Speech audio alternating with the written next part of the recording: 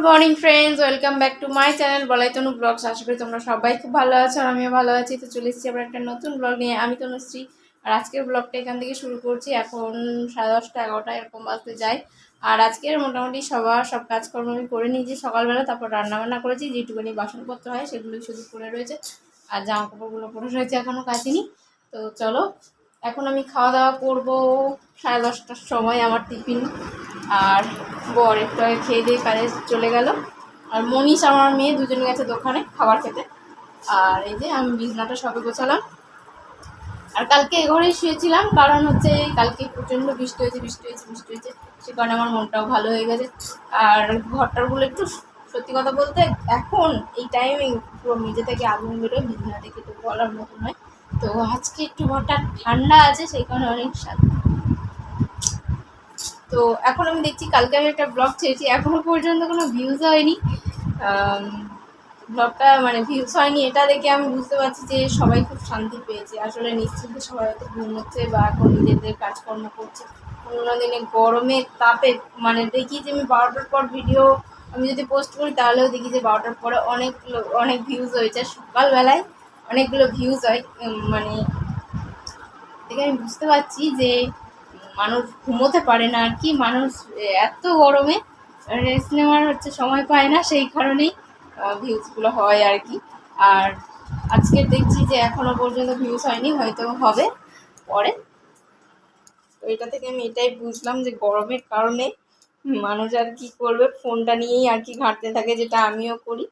আর আজকে সবাই শান্তিতে কাজ করছে, রেস্ট নিচ্ছে, মানে যেহেতু ঘরটা একটু ঠান্ডা হয়েছে।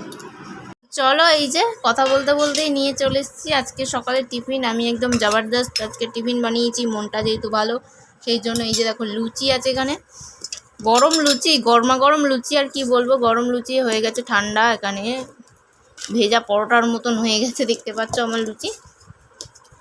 আর এখানে আছে আলুর তরকারি, শুধু আলু আর কি একটু 5 ফোড়ন দিয়ে টমেটো লঙ্কা দিয়ে করেছি। এরকম তোমরা করে দেখো, এই তরকারিটা না খেতে খুব ভালো লাগে, বিশেষ করে রুটির সাথে, শুধু রুটির সাথে বেশি ভালো লাগে খেতে। তো চলো আমি খাওয়া দাওয়া স্টার্ট করি। তো সকালবেলা হালকা পাতলা নাস্তা, মানে সকাল হালকা পাতলা টিফিনের সাথে এই আলুর তরকারিটা ভীষণই ভালো, শরীরের জন্য ভালো। হ্যাঁ,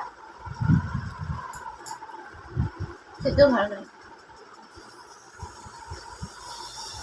বর তো প্রায় সময় বলে যে কোনো কিছু না থাকলে আর কি, ধরো লুচি করবো বা পরোটা করবো, ঘুগনির মুড না ভেজানো থাকলে হঠাৎ করে সিদ্ধান্ত হলো। আমার বর বেশিরভাগই বলে এরকম আলুর তরকারি করতে খুবই ভালো লাগে। আসলে আমার মা এই আলুর তরকারিটা করে। তো এই যে চলো খেয়ে নিই। কী বলছিলাম ভুলে গেছি, মাঝখানে মনি ছিল, তোর সাথে কথা বলতে বলতে তোমার সাথে কী বলছিলাম সেটাই ভুলে গেছি।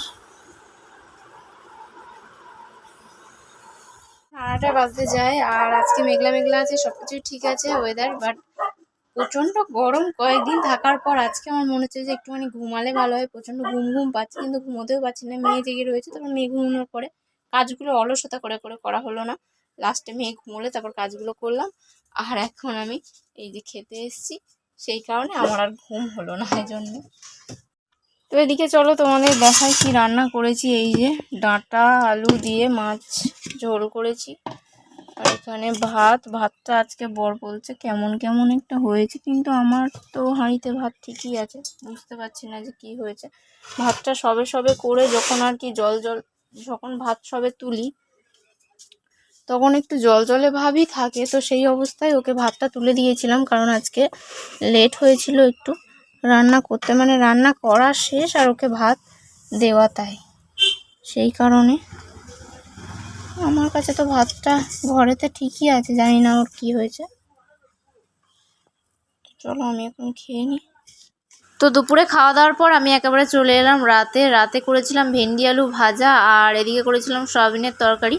তো আসলে ওখানে আর ভয়েস ওভার দিলাম না, কারণ বর একটুখানি রেগে গেছিলো। আর ও ফোনেতে খেলা দেখছিলো, 2টো বলই বাকি ছিল, আমাকে বলছে 2টো বল বাকি আছে, দাঁড়াও। তো আমি না খেলা দেখতে দিয়ে আমি ভিডিও করতে শুরু করে দিয়েছি, সেই কারণে আর ভয়েস ওভার দিলাম না। তো চলো আজকের ভিডিও এটুকুই, টাটা।